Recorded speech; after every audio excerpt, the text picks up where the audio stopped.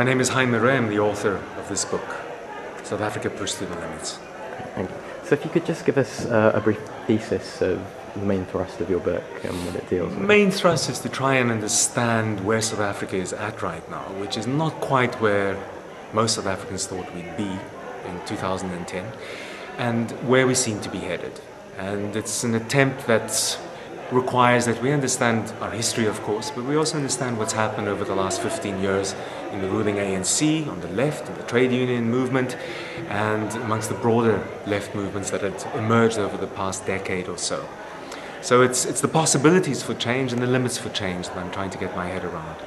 And do you think change can come without a shift in a political landscape that's dominated both electorally and ideologically by the ANC, so overwhelmingly dominated? I think some change can certainly be achieved, and it's not change to be scoffed at as well. There are changes in the sphere of health provision, for example, education, social provisioning. All of this can be achieved through battles fought and won inside the ANC and the state as it is, but whether they can be defended over the long term is another question, and whether we could change the underlying structure that keeps getting rebuilt and reproduced, which is a very unequal one, a very unjust one, I think requires a shift in the political structure of South Africa right now. And this may relate to your answer there, and I was going to ask, how do you think the reproduction of a political economy that's characterised by such entrenched inequality and such a racialised inequality can be halted, and do you think it can be? It's a 64,000 Rand question, more than that actually.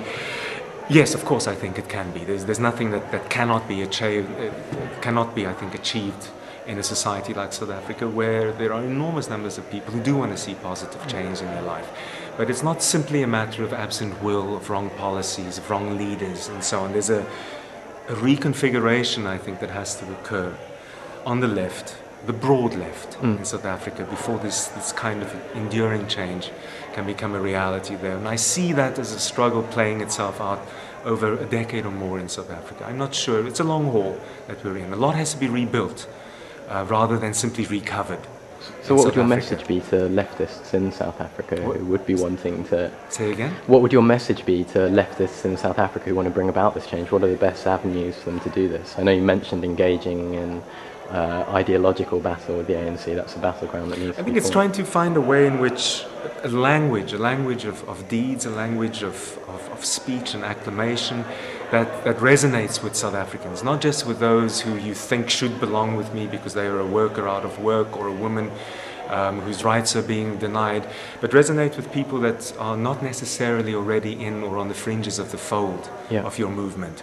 It's a map of politics, a map of ideals and values that speaks to a broad range of South Africans, and I think the left is battling to find this language, and I think it's a language the ANC is going to find before the left does.